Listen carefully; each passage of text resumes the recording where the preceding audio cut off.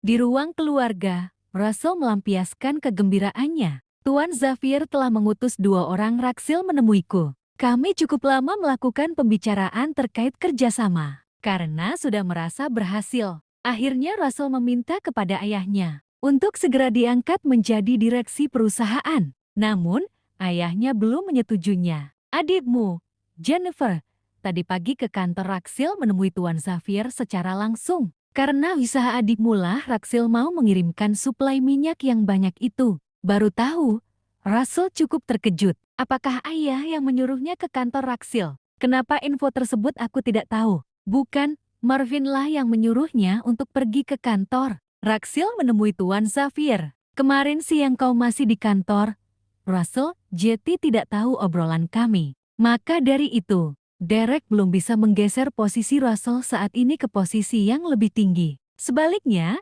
Derek malah memberikan sebuah posisi strategis kepada Jennifer, yakni sebagai sekretaris Winsel. Kening Russell langsung mengernyit. Dia tidak terima. Keputusan ayah terlalu cepat. Jangan gara-gara dia bisa melobi orang raksil lantas ayah pikir dia bisa segalanya. Track record Jennifer belum baik. Khawatirnya dia malah akan buat kacau perusahaan. Selama ini, Derek sering termakan oleh omongan Russell. Bukan berarti Derek tidak bisa mengambil keputusan. Hanya saja gaya bicara Russell yang terlampau percaya diri telah mengaburkan hatinya. Saat ini, Derek masih menjabat sebagai presiden direktur Winsel namun jarang berkantor. Posisi tersebut sangat diinginkan Russell minimal dalam waktu 3 tahun ke depan. Jika Jennifer langsung diangkat menjadi sekretaris, berarti sudah melebihi posisi dia saat ini. Dan baginya tentu akan mengancam dirinya pribadi. Sebab bisa saja adiknya cepat langsung diangkat kembali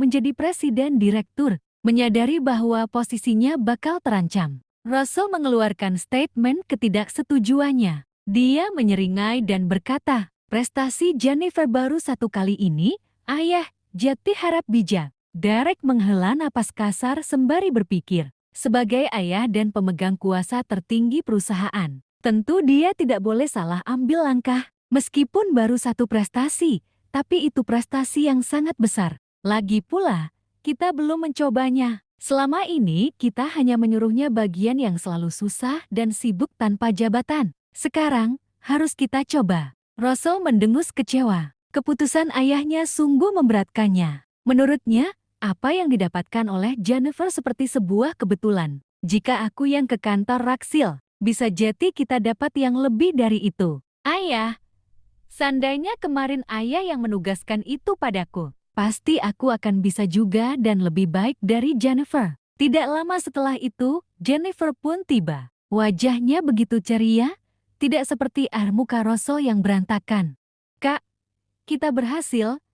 Jetty, selama 1 tahun ke depan, kita tidak perlu lagi melobi Raymond Harvard dan Damian Carter, ucapnya dengan wajah berbinar.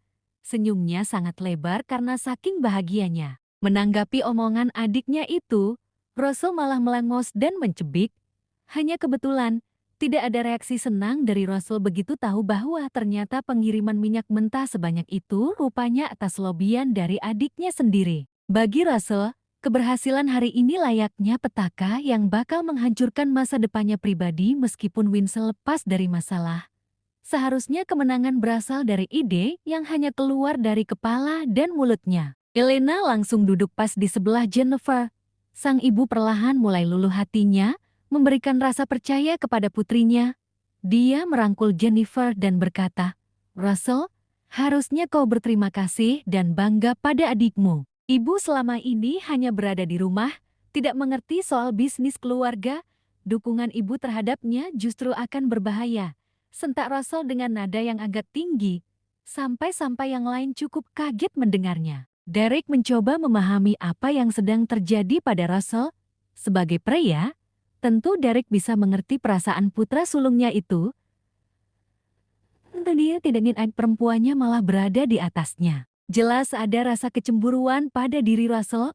Omongan dan sikapnya tampak tidak menyambut antusias atas keberhasilan pada hari ini. Bagi Russell, meskipun rencana yang keluar dari otaknya berisiko dan merugikan yang lain, dia tidak peduli, yang terpenting keberhasilan datang sesuai dengan rencananya. Berarti selama 1 tahun lebih belakangan semua ide yang dia keluarkan tidak ada efek dan pengaruh bagi Winsel.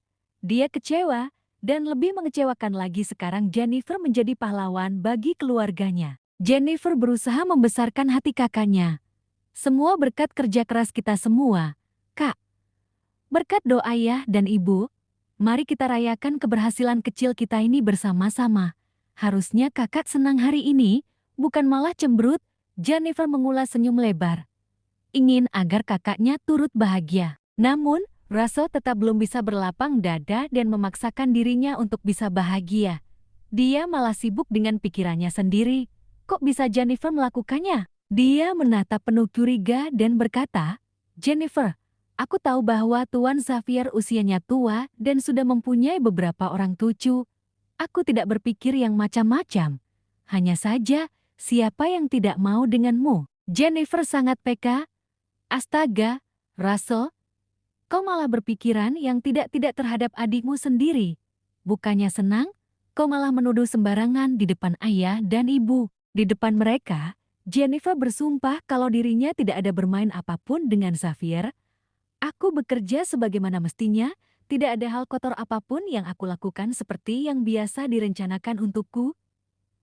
Jujur, murni aku melakukan tugas ini dengan cara baik dan bersih. Meskipun Jennifer telah memberikan kesaksian disertai dengan dukungan oleh ayah dan ibunya, Russell tetap belum bisa menerimanya dengan hati yang lapang. Sebenarnya bukan permasalahan berhasil atau tidak berhasil, jika keberhasilan ini tidak membawa Jennifer untuk mendapatkan jabatan, Russell tidak akan resah. Derek pun akhirnya buka suara untuk menenangkan putranya.